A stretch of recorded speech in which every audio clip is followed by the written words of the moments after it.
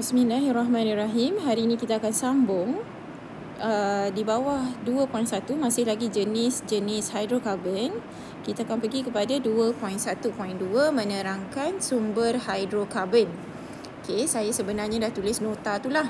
Okey, di sini So kita tengok rujukannya adalah pada buku teks muka surat 66. Okey. So mana datang hidrokarbon? Hidrokarbon adalah daripada petroleum. Okey, petroleum ni mana datang pula? Petroleum adalah hasil perebutan haiwan dan tumbuhan yang mati di dasar laut berjuta-juta tahun yang lalu. Sebab tu sebenarnya petroleum ni lama-lama akan habis lah. Okey. So dia adalah perebutan haiwan dan tumbuhan yang mati dekat dasar laut. Kat dalam sangat. Okey, berjuta-juta tahun yang lalu. Okay, so and petroleum ini adalah sebenarnya hidrokarbon. Hidrokarbon ingat lagi tak apa benda? Hidrokarbon adalah sebatian organik yang mengandungi unsur karbon dan hidrogen sahaja. Okay. So dia adalah, petroleum adalah campuran banyak-banyak hidrokarbon lah. Ada yang hidrokarbon molekul pendek, hidrokarbon ringkas maksudnya molekul pendek. Maksud molekul pendek adalah bilangan karbon dan hidrogen dia sikit. Yang hidrokarbon berantai panjang maksudnya bilangan karbon dan hidrogen banyaklah, tinggi. Okay, so that's how kita nampak lah. So dalam petroleum ada banyak jenis hidrokarbon. Ada yang molekul pendek, ada yang molekul berantai panjang. So untuk kita guna petroleum ini, kita kena proses dulu. Sebab dia asalnya minyak mentah kan. Petroleum ni adalah satu minyak mentah. So untuk diproses petroleum ini, dia melalui proses penapisan. Okay. So, proses penapisan ni ada dua peringkat, iaitu peringkat pertama penyulingan berperingkat, kemudian peretakan. Okey, penyulingan berperingkat ni apa? Penyulingan berperingkat ada dalam rajah ini. Okey. Iaitu pecahan hidrokarbon dalam petroleum diasingkan pada suhu berlainan mengikut saiz hidrokarbon. Maksudnya seperti yang saya sebut tadi kan. Petroleum ini adalah campuran hidrokarbon yang lain-lain bilangan karbon dan hidrogennya. So kalau bilangan karbon dan hidrogen dia sedikit, then that means dia adalah molekul ringkas. Kalau dia molekul ringkas, dia adalah satu molekul kecil, maksudnya takat didih dia adalah rendah. Okey. Kalau dia adalah satu petroleum yang hidrokarbon, bilangan karbon dan hidrogennya banyak, that means dia berantai panjang. Dan saiz dia akan jadi besar. Okay, saiz dia akan jadi besar. So bila saiz dia besar, then that means takat didih hidrokarbon tu adalah tinggi. So itu ciri-ciri dia. So kita akan tengok pada buku teks nanti macam mana dia orang asingkan ni lah. Okay, so pada rajah ni pun dah nampak dah. Okay, kita pergi pada buku teks. Buku teks ada terangkan kat sini. Kenapa ni? Poin dia dekat sini. Hidrokarbon dengan takat didih yang lebih rendah meruap terlebih dahulu, naik ke bahagian atas menara, lalu dikondensasikan dan diasingkan. Okey. So konsepnya adalah, dalam ni petroleum ni kan ada banyak-banyak hidrokarbon. Banyak campuran hidrokarbon yang menjadikan dia dipanggil sebagai petroleum tu lah. Okey. So, disebabkan ada banyak campuran, so bila dipanaskan ni, bila petroleum itu dipanaskan, maka dia akan terasing mengikut saiz dia. Kenapa? Sebab yang hidrokarbon molekul kecil, takat didih dia rendah. Asal dia adalah satu cair, bila dah capai takat didih bermaksud molekul itu bertukar menjadi gas. So, bila dah bertukar menjadi gas, dia pun naik ke atas lah. Okey. So, bila dia dah naik ke atas, akan dikondensasikan. Maksudnya disejukkan pula. And kembali kepada bentuk cecair lah. Ingat konsep kondensasi di tingkatan 4. Kondensasi adalah proses di mana gas bertukar menjadi cecair. Tadi masa pendidihan, okey, kat sini proses pendidihan lah.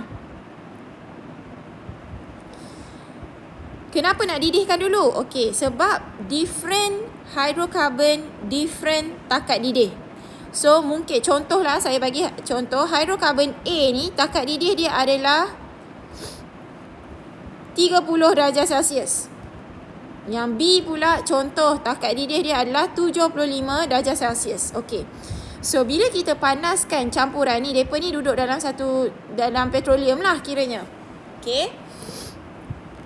So, bila kita panaskan, yang A ni, okey, dua-dua ni dalam campuran, maksudnya mereka ni cecair. Okey. Yang A akan mendidih terlebih dahulu. Once dia capai 30 darjah Celsius, dia akan mendidih. Bila dia dah mendidih, this A asalnya cecair, now dia dah jadi gas. So, bila A dah jadi gas, dia akan meruak ke atas. Dia akan naik ke atas lah. So yang B jadi macam mana? B masih stay lah sebab suhu masih lagi 30 darjah Celsius. Nanti once dah capai 75 darjah Celsius, barulah B ni jadi gas. Macam itulah konsep dia. Okay, so pendidihan ni tujuannya nak asingkan.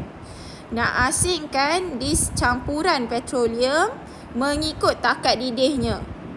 Okay, so ada apa? Saya bagi contoh A dengan B. So sebenarnya apa benda? Okay, so petroleum boleh diasingkan kepada gas petroleum yang dia punya bilangan karbon adalah 1 hingga 4. So nampak tak? Ni sikit bilangan karbon dia. Remember saya ada sebut, bila bilangan karbon dan hidrogen sedikit, bermaksud ini adalah molekul ringkas. Bila dia molekul ringkas, dia molekul yang kecil, maksudnya takat didih dia adalah rendah. Warna dia cerah, dia mudah menyala dan dia kurang likat. Okey. So itu yang paling cepat untuk meruap adalah gas petroleum lah. Okey, yang dijadikan gas memasak. Contohnya butana dan propana. Awak boleh tengok ada setengah tong gas dia label kat situ. Propane gas or butane gas. Okey, yang kalau bawa ke camping pun botol kanister kecil tu dia memang ada label. Okey. Okey, lepas tu yang petrol pula, ini kita letak dekat dalam kereta kan, kita isi minyak kan, petrol. Itu dia punya bilangan karbon adalah C5 sehingga C9. Maksudnya ada 5 hingga 9 karbon, bergantung kepada apa dia punya petrol tu lah. Dan takat didihnya adalah 40 hingga 75 darjah Celsius. Nafta adalah satu bahan mentah yang digunakan dalam proses petrokimia. Bilangan karbon dia 5 hingga 10 dan takat didihnya 75 hingga 150 darjah Celsius. Kerosin guna untuk menerbangkan kapal terbang. Bahan api dalam kapal terbang bukan petrol tapi kerosin. Okey, kerosin ini bilangan karbonnya 10 hingga 16 dan takat didihnya 160 hingga 250 darjah Celsius. Kemudian minyak diesel pula. Minyak diesel ini yang mana? Yang digunakan oleh lori dan bas lah. Okey, so bilangan karbonnya 14 hingga 20. Suhunya 125 hingga 300 darjah Celsius. Suhu takat didih dia. Okey. Minyak pelincir dengan lilin. Berapa bilangan karbon? 20 hingga 50 dan takat didihnya 300 hingga 350 darjah Celsius. Minyak bahan api pula, iaitu minyak yang digunakan dalam kapal laut dan juga stesen jana kuasa, itu bilangan karbonnya 20 hingga 70 dan takat didihnya 350 darjah Celsius sehingga 500 darjah Celsius. Okey, yang last sekali, yang mana yang takat didih dia paling tinggi, takat didih lebih daripada 500 darjah Celsius, iaitu bitumen yang digunakan untuk menurap jalan raya. Bilangan karbonnya lebih daripada 70 karbon.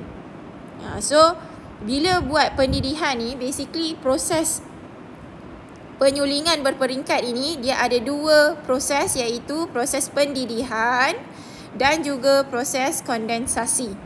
Okey. So dia dah dapat asingkan. Dia dah boleh asingkan petroleum ini kepada saiz hidrokarbon yang berbeza lah. Okay. So kita tengok lagi apa yang dikatakan kat sini. So kita boleh guna sepanjang yang kita tengok dalam rajah itu tadi, kita boleh guna hidrokarbon itu untuk bahan api dan juga untuk industri petrokimia. Yang ni yang nafta tu. Okay, kalau ingat tadi ada petrol, ada diesel, kerosin. Petrol guna untuk kereta dengan motor lah. Diesel untuk lori dengan bas. Kerosin untuk kapal terbang. So boleh tengok sekali lagi rajah dekat sini. Okay. So ini adalah proses penyulingan berperingkat. Dapat dah kita asingkan hidrokarbon tu mengikut saiznya berdasarkan takat didihnya. Okay. So yang molekul saya lupa nak mention, takat didih, molekul besar, takat didih dia tinggi, warna dia lebih gelap, dia susah nak menyala dan dia lebih likat. Okay. So now kita nak tengok the other process untuk pemecahan petroleum ini, iaitu proses apa? Proses peretakan. Okey, kalau perasan tadi ada karbon, bilangan karbon yang banyak ni kan? C14, C20, C50, C70 kan? Okey. Kalau kita nak pecahkan dia kepada molekul yang lebih kecil, kita akan guna proses peretakan. So proses peretakan adalah proses pemecahan hidrokarbon rantai panjang kepada molekul yang lebih kecil. Tetapi syarat dia, kita kena guna suhu yang tinggi dan mesti tambah mangkit. Okey, so kita tengok pada buku teks lah. Okey, so dia punya penerangan ada di sini. Okey, kita tengok pada rajah ni. Contoh ni. Ini kan rantai molekul dia panjang kan? Rantai panjang sebab apa? Ada 1, 2, 3, 4, 5, 6, 7. 7 karbon lah. Okey, dia ada 7 karbon. Jadi kalau kita nak kecilkan, dia ada 7 karbon dan 16 hidrogen. Okey, so ini adalah hidrokarbon. Kenapa hidrokarbon? Sebab ada karbon dan hidrogen. Okey. So bila kita pecahkan di bawah proses peretakan, okay, so proses peretakan memecahkan molekul berantai panjang ini kepada molekul yang lebih ringkas, bilangan karbon dia sedikit. So macam C7H16 ni boleh melalui proses peretakan menjadi hidrokarbon yang C2H4 dan juga C5H10. C5H12. Okay, so ini proses peretakan. So terhasil 2 hidrokarbon yang berbeza dari segi bilangan karbonnya. Yang ini kalau ingat lagi, kalau dia ada dia ada ikatan ganda 2, ini dipanggil hidrokarbon tak tepu. Okay, yang ini hidrokarbon tepu. Ini untuk refresh balik lah memory dalam topik yang lepas. Contoh yang ini pula. Dekana ni yang ada 10 karbon. Okey, dia dipecahkan menjadi pentina ni yang ada 5 karbon. Dan ada hasil sampingan iaitu gas hidrogen. So proses peretakan ni simple sahajalah. Dia daripada molekul yang besar yang berantai panjang, dia pecahkan kepada molekul yang bersaiz lebih kecil. Okay, bilangan karbon dia sedikit. So dia kena suhu yang tinggi, tekanan tinggi dan perlu mangkin apa? Aluminium oksida dan silikon 4 oksida. Okay, kenapa? Sebab kita nak tingkatkan kadar tindak balas supaya proses ini berlaku dengan lebih cepat. Okay. So kenapa nak hasilkan molekul yang lebih kecil? Okey, kenapa? Sebab dekat sini dia ada terangkan hidrokarbon yang lebih kecil digunakan sebagai bahan api. Alkina ingat tak lagi? Alkina adalah hidrokarbon tak tepu yang ada ikatan ganda 2 antara atom karbonnya. Okey, alkina dan alkana yang lebih pendek digunakan sebagai bahan mentah untuk hasilkan polimer, ubat, deterjen, pelarut, baja dan banyak produk yang berguna. Yang ini polimer, ubat, deterjen. Ini you akan jumpa dalam bab 5 nanti, kimia konsumer. Okey. So, permintaan terhadap hidrokarbon bersaiz kecil adalah lebih tinggi kerana lebih mudah terbakar dan digunakan sebagai bahan api. Pengasingan pecahan petroleum secara penyulingan berperingkat tidak dapat memenuhi permintaan yang tinggi terhadap hidrokarbon bersaiz kecil. So, yang tadi tu, yang ni contohnya bilangan karbon ni, nafta ni kan. Dia boleh pecahkanlah kiranya kepada molekul bersaiz kecil melalui proses peretakan. Okey, so saya harap clear lah benda tu. Okey, sekian. Terima kasih.